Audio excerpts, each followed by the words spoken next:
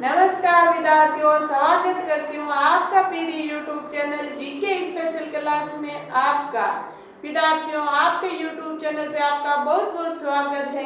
अगर आपको मेरी क्लास अच्छी लगती है तो ज्यादा से ज्यादा शेयर करो और सब्सक्राइब कराओ। विद्यार्थियों, वैदिक सभ्यता या आर्य सभ्यता चल रही है। हमारे आज सेकंड क्लास है, वैदिक सभ्यता या आर्य सभ्यता। वैदिक सभ्यता या आर्य सभ्यता क्या है मैं आपको बता रही हूँ। यहाँ से शुरू कर रहे हैं हम। वेद कौन कौन से होते हैं? ऋग्वेद, यजुर्वेद, सामवेद, अर्थवेद। कौन कौन से होते हैं? ऋग्वेद, यजुर्वेद, सामवेद, अर्थवेद। ये 4 वेद होते हैं विद्यार्थियों। आर मतलब ऋग्वेद, वाई मतलब यजुर्वेद, एस मतलब सामवेद, ए मतलब अर्थवेद। ऋतुवेद क्या होता है? होता है या होते हैं या वर्ग होता है। यजुर्वेद में अथर्ववेद होता है, सामवेद में उद्गाता होता है और अर्थवेद में ब्रह्म होता है। शाखाएं कौन कौन सी होती है? ऋग्वेद में कौन सी होती है? वास्कल, पालाखीवे, सांकल। यजुर्वेद में कौन कौन सी होती है? कांठक होती है, कपिस्थल होती है, मैत्राणी होती है, तैत्तिरीय होती है, वाचस्सेनी होती है। फिर विद्यार्थियों सामवेद में कौन सी होती है? कोथुम होती है, रामायणी होती है, जैमिनी होती है। कौन सी होती है सामवेद में? कोथुम, रामायणी, जैमिन, ये 3 होती है। अर्थवेद में पीपलाद, शौनक। कौन सी होती है विद्यार्थियों? पीपलाद, शौनक। ये एक मैंने आपको शायरी के माध्यम से समझाने की कोशिश की है। फिर हम वेद पढ़ेंगे धीरे धीरे। यही पूरे हमें पढ़ना है वैदिक सभ्यता में, यही सब पढ़ रहे हैं हम। एक एक करके खोल के इसको पढ़ लेंगे, ठीक है विद्यार्थियों। फिर क्या है? ब्राह्मण ग्रंथ कौन कौन से हैं? एको यानी एक कोशित के। कोई किसमें? यजुर्वेद में। ऋग्वेद में कौन कौन से हैं? ऐत्रेय, कौशिक, एको। यजुर्वेद में तेज, तैत्तिरीय, शतपथ। ये मैंने शॉर्ट ट्रिक लिखी है इधर। फिर है सामवेद में पंचविंश, षड्विंश, जैमिनी, पसेज। फिर है अर्थवेद में गोपथ। एक ये विद्यार्थियों अर्थवेद में गोपथ। फिर उपवेद कौन कौन से हैं? वेद तो वो है ऋग्वेद है, यजुर्वेद है, सामवेद है, अर्थवेद है। तो उपवेद कौन से? आयुर्वेद, धनुर्वेद, गंधर्व वेद, शिलापय वेद। ये है विद्यार्थियों उपवेद। तो इनको याद कैसे करोगे? याद करने के देखो मैं आपको शॉर्ट ट्रिक बता रही हूँ वेद और उपवेद को। RYSA race, race. R यानी ऋग्वेद, Y यानी यजुर्वेद, S यानी सामवेद, A यानी Atharvaveda. RYSA रेहिस Upaveda, A Ayurveda, D Dhanurveda, J Gandharva Veda, C शिलापय Veda. AD घसे, रेस लोग अपनी एडी घसते हैं। मैं ऐसे मजाक में आपको ट्रिक बता रही हूँ। रेस लोग ऐसे चलते हैं पैरों का से घसीट के, ऐसे मान लेना। रेस लोग अपनी एडी घसते हैं। रेस लोग एडी घसे, रेस लोग एडी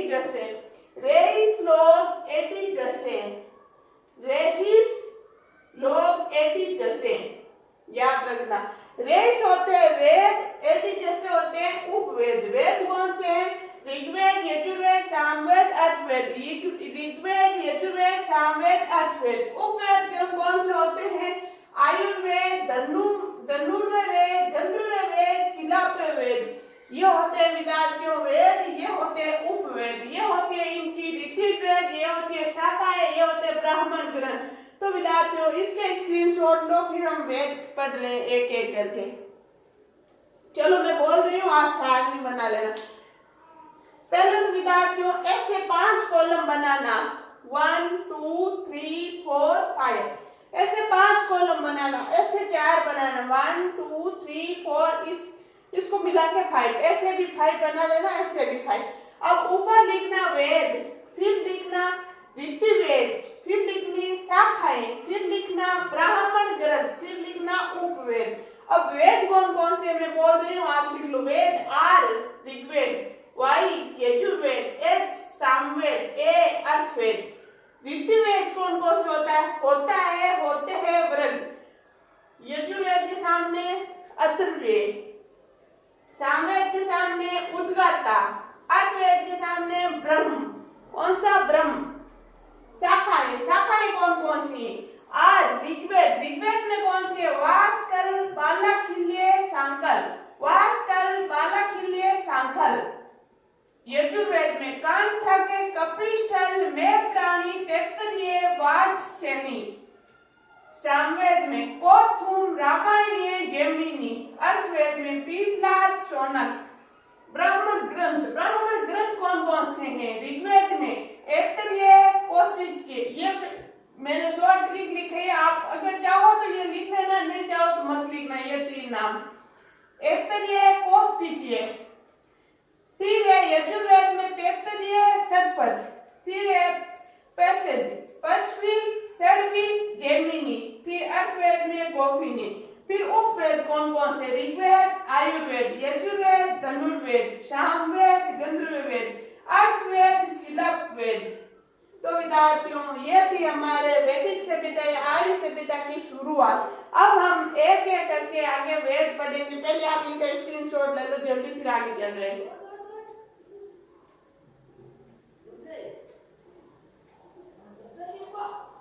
जल्दी लो विद्यार्थियों, ले लिया होगा आपने। चलो आगे चल रहे हैं।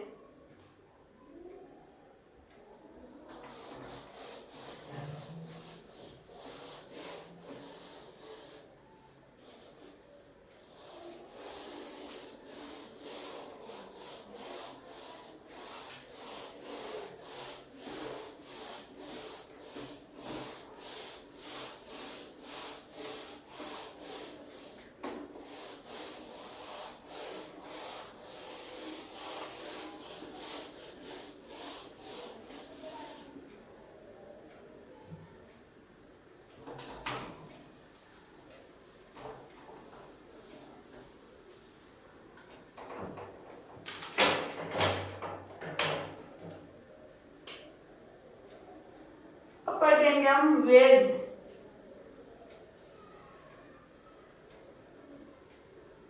क्या शुरू कर रहे हैं? वेद। अब हम शुरू कर रहे हैं वेद।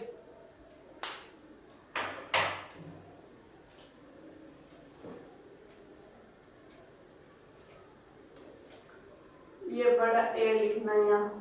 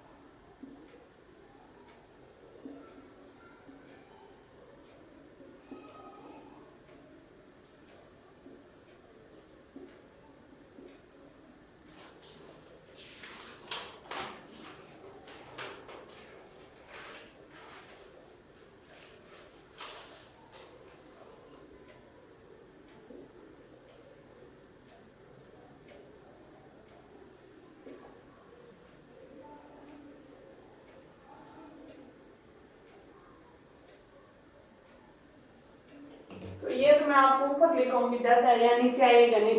पहले देखो वेद। अभी आपको मैंने एक सारणी बना के बताई थी, वेद, उपवेद और ब्राह्मण ग्रंथ क्या क्या पढ़ेंगे। तो सबसे पहले बड़ा ए लिख के लिखना वेद, बड़ा ए लिख के वेद है। फिर हम छोटे ए में लिखेंगे यजुर्वेद, सामवेद, कौन कौन से वेद है वो पढ़ेंगे। वेद शब्द की उत्पत्ति, वेद शब्द की उत्पत्ति किससे हुई है? विद धातु से हुई है। विद धातु से वेद शब्द की उत्पत्ति हुई है विद्यार्थियों। इसका शाब्दिक अर्थ होता है जानना, ज्ञान प्राप्त करना। वेद का शाब्दिक अर्थ होता है जानना या ज्ञान प्राप्त करना। वेद से हम किसी चीज को जानते हैं क्या है और हम ज्ञान प्राप्त करते हैं, उसे बोलते हैं वेद। अन्य नाम इसका मैं अभी आपको आगे दिखा रही हूँ, आप इसका स्क्रीनशॉट लो इतना।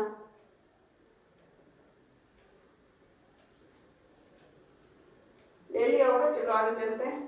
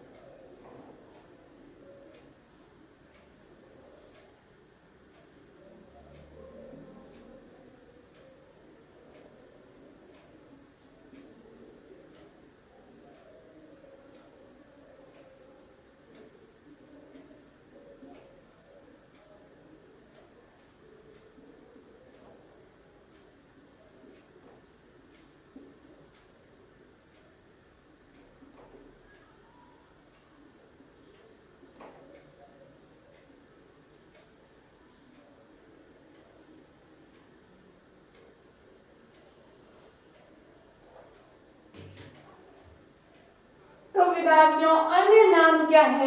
वेद का अन्य नाम श्रुति ग्रंथ यानी सुनकर अध्ययन करने के कारण। श्रुति ग्रंथ क्यों कहते हैं? सुनकर अध्ययन ग्रहण करने के कारण इन्हें श्रुति ग्रंथ भी कहते हैं। संहिता ग्रंथ उचित संकलन होने के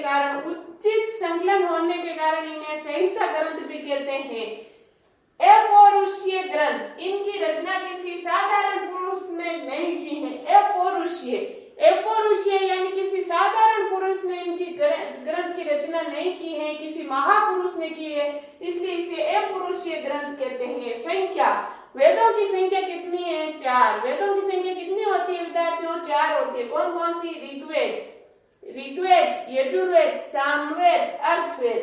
ऋग्वेद, यजुर्वेद, सामवेद, अर्थवेद, ये 4 वेदों की संख्या है। अब हम शुरू करेंगे विद्यार्थियों, आज हम ऋग्वेद पढ़ना शुरू करेंगे, तो आप इसके स्क्रीनशॉट लो, फिर हम ऋग्वेद पढ़ेंगे। अन्य नाम श्रुति ग्रंथ सुनकर अध्ययन करने के कारण, संहिता ग्रंथ उचित संकलन होने के कारण, अपौरुषीय ग्रंथ इनकी रचना किसी साधारण पुरुष ने नहीं की है, इस कारण इसको अपौरुषीय ग्रंथ कहते हैं। संख्या 4, ऋग्वेद, यजुर्वेद, सामवेद, अर्थवेद। चलो विद्यार्थियों, आपने स्क्रीनशॉट ले लिया होगा, आगे चल रहे हैं। ले लो, अगर नहीं लिए तो फिर आगे चल रहे हैं। तो आगे देखो विद्यार्थियों, हम शुरू कर रहे हैं ऋग्वेद। हम पहला वेद शुरू कर रहे हैं ऋग्वेद। छोटा ए बड़ा ए बना के लिखना वेद, और छोटा ए में शुरू करना ऋग्वेद। आप ऐसे ही नोट्स बनाना। ऋग्वेद की रचना क्षेत्र क्या है? सप्त सिंधु प्रदेश देवकटियोनी। रचना क्षेत्र क्या है इसका? सप्त सिंधु प्रदेश देवकटियोनी है।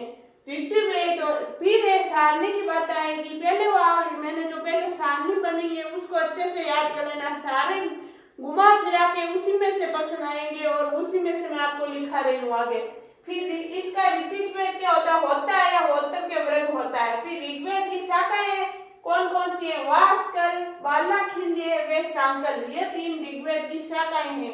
फिर इसका ब्राह्मण ग्रंथ कौन से? ऐतरेय और कौशिक की, वो मैंने आपको सारणी में लिखाया था। उपवेद कौन से? आयुर्वेद। ऋग्वेद का उपवेद कौन से? आयुर्वेद, वो भी आपको मैंने लिखा है। मंडल कितने होते हैं इसमें? 10। इसमें सेपेक मंडल कितने होते हैं? 2। कौन कौन से? पहला और 10वां। पहला और 10वां होता है। कौन सा होता है विद्यार्थियों? पहला और 10वां। फिर सूक्त कितने होते हैं इसमें? 1028 सूक्त होते हैं ऋग्वेद में। विशेषता क्या है? ये एकमात्र ऐसा वेद है जो हमें पूर्व वैदिक काल की जानकारी देता है, यानी 1500 ईस्वी पूर्व से 1000 ईस्वी पूर्व तक की जानकारी देता है। एकमात्र ऐसा वैदिक है। तो इसका स्क्रीनशॉट लो, फिर रचना विशेषताएं होके वो लिखेंगे हम।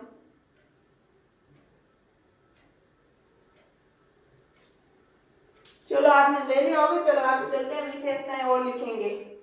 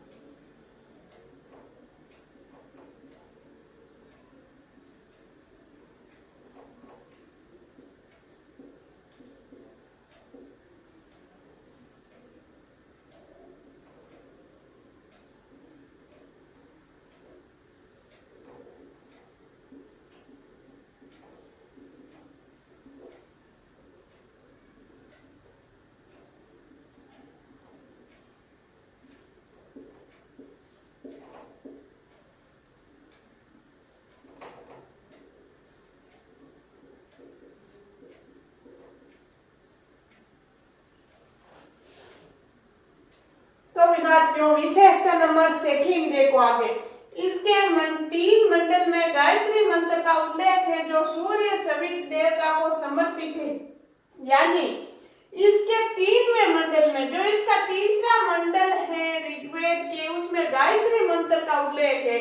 उसमें किसका उल्लेख है? तीसरे मंडल में गायत्री मंत्र का उल्लेख है जो सूर्य सवित देवता को समर्पित है। फिर है विद्यार्थियों इसका चौथा मंडल, ये 3 नंबर विशेषता है। इसके चौथा मंडल में कर्षि की जानकारी मिलती है। ऋग्वेद के चौथा मंडल है जिसमें कर्षि की जानकारी मिलती है। कर्षि की जानकारी किसमें मिलती है? ऋग्वेद के चौथे मंडल में मिलती है। फिर है विद्यार्थियों इसका नौवां मंडल सोम देवता को समर्पित है। ऋग्वेद का जो 9वां मंडल है वो किसको समर्पित है? सोम देवता को समर्पित है, 9वां मंडल।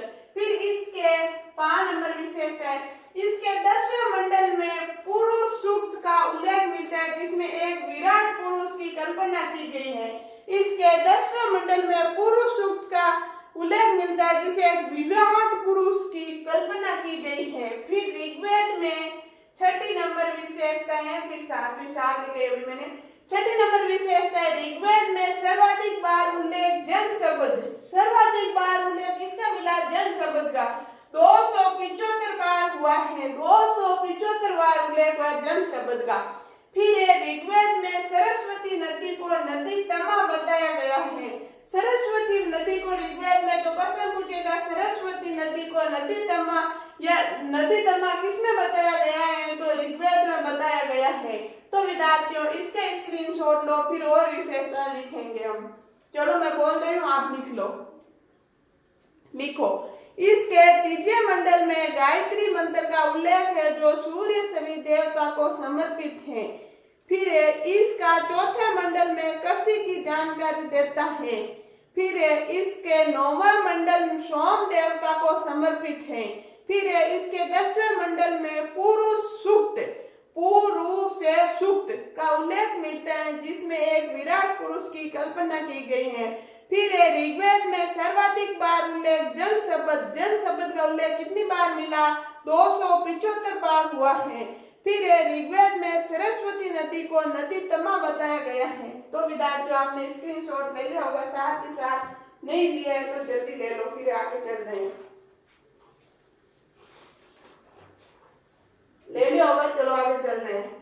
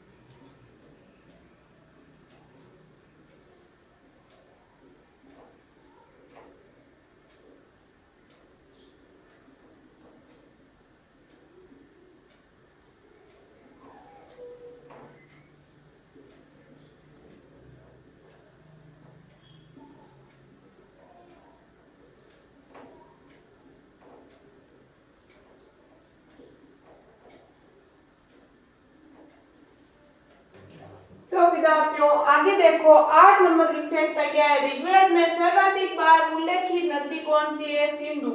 ऐसे प्रश्न आएगा, ऋग्वेद में सर्वाधिक बार किस नदी का उल्लेख हुआ है? सिंधु का। फिर इसमें हिमालय की मुजवत चोटी का वर्णन मिलता है जो सोम देवता का निवास स्थान माना गया है तथा यहीं से सोम रस प्राप्त किया गया। ये वेरी मोस्ट बात है विद्यार्थियों, मोस्ट है। फिर से सुनो क्या है इसमें, हिमालय की मुजवत चोटी का वर्णन मिलता है। हिमालय की जो मुजवत चोटी है उसका वर्णन मिलता है। ऐसे माना जाता है वो सोम देवता का निवास स्थान था और वहां से हमें सोम रस प्राप्त हुआ। तो सोम रस क्या है? सोम रस इनका पेय पदार्थ है। क्या है इसमें, हिमालय की मुजवत चोटी का वर्णन मिलता है जो सोम देवता का निवास स्थान माना गया तथा यहीं से सोम रस प्राप्त किया गया। तो मैंने बीच में नोट्स लिखा है, वैदिक सभ्यता का प्रमुख पेय पदार्थ। वैदिक सभ्यता, पूरी वैदिक सभ्यता का प्रमुख पेय पदार्थ कौन सा है? सोमरस है। फिर इसमें एस्तोमा सदगम्य वाक्य लिखा हुआ मिलता है। फिर ऋग्वेद में मरुस्थल के लिए धन्नव शब्द का प्रयोग किया गया है। विद्यार्थियों ये छोटे छोटे प्रश्न होते हैं। धन्नव शब्द का प्रयोग किसमें किसके लिए किया गया है? तो धन्नव शब्द का प्रयोग ऋग्वेद में मरुस्थल के लिए किया गया है। इसका स्क्रीनशॉट लो, फिर हम आगे चल रहे हैं। थोड़ा जल्दी लो, जल्दी मैं बोल रही हूँ, आप लिख लो। 8 नंबर विशेषता है, ऋग्वेद में सर्वाधिक बार उल्लेखित नदी सिंधु। 9 नंबर विशेषता है, इसमें हिमालय की मुजवत चोटी का वर्णन मिलता है जो सोम देवता का निवास स्थान माना गया है तथा यहीं से सोमरस प्राप्त किया गया है। नोट्स लिखा है मैंने, वैदिक सभ्यता का प्रमुख पेय पदार्थ सोमरस है। फिर 10 नंबर विशेषता, इसमें अस्तोमा सद्गम्य वाक्य लिखा हुआ मिलता है। 11 नंबर विशेषता है, ऋग्वेद में मरुस्थल के लिए धन्नव शब्द का प्रयोग हुआ है। तो विद्यार्थियों चलो हम आगे और लिख रहे हैं विशेषता।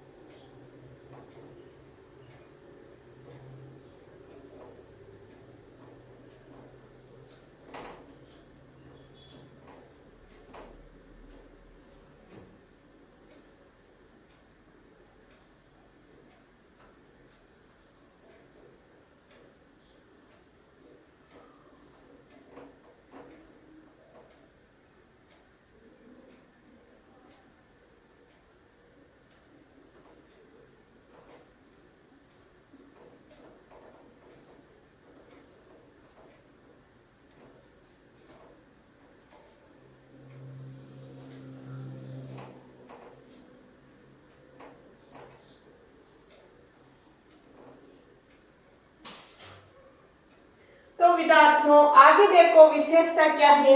ऋग्वेद में सिंधु घाटी सभ्यता को हेडी यूरोपीय नाम दिया गया है। तो विद्यार्थियों क्वेश्चन ऐसे आएगा, सिंधु घाटी सभ्यता में ऋग्वेद में सिंधु घाटी सभ्यता को क्या नाम दिया गया है? हेडी यूरोपीय नाम दिया गया है। नोट्स लिखा है मैंने, मेसोपोटामिया सभ्यता के लोग भी सिंधु घाटी सभ्यता के लिए मलुआ शब्द का प्रयोग किया। यह आपको मैंने पहले लिखाया था, पढ़ाया था, अच्छे से समझाया था। मलुआ शब्द का प्रयोग सिंधु घाटी सभ्यता के लिए कौन करते हैं? मेसोपोटामिया के लोग। फिर ऋग्वेद में ही सर्वप्रथम लक्ष्मी शब्द का उल्लेख मिलता है। ऐसे माना जाता है सर्वप्रथम लक्ष्मी शब्द का उल्लेख किसमें मिलता है? ऋग्वेद में मिलता है। ऋग्वेद के 9वें मंडल में एक पंक्ति उल्लेखित है जिसे ज्ञात होता है। तो विद्यार्थियों ये ऋग्वेद की पंक्ति कौन सी है? नोट्स में नीचे देख लो। मैं कवि हूँ, मेरे पिता वेद है तथा मेरी माँ अन्न पीसने का कार्य करती है। तो विद्यार्थियों यह पंक्ति आप याद रखना। तो आज हमने वैदिक सभ्यता या आर्य सभ्यता में वेद शुरू किए। वेद में हमने पहला वेद कौन सा पढ़ा? ऋग्वेद पढ़ा। आने वाली क्लास में हम आगे और वेद पढ़ेंगे, यजुर्वेद, सामवेद, ये सब पढ़ेंगे। तो आज के लिए इतना ही, बाकी पढ़ेंगे हम अगली क्लास में। जब तक के लिए आप स्वस्थ रहो, मस्त रहो और पढ़ते रहो। अगर आपको मेरी क्लास अच्छी लगती है तो ज्यादा से ज्यादा शेयर करो, सब्सक्राइब करो और लाइक करना बिल्कुल नहीं भूलना। धन्यवाद।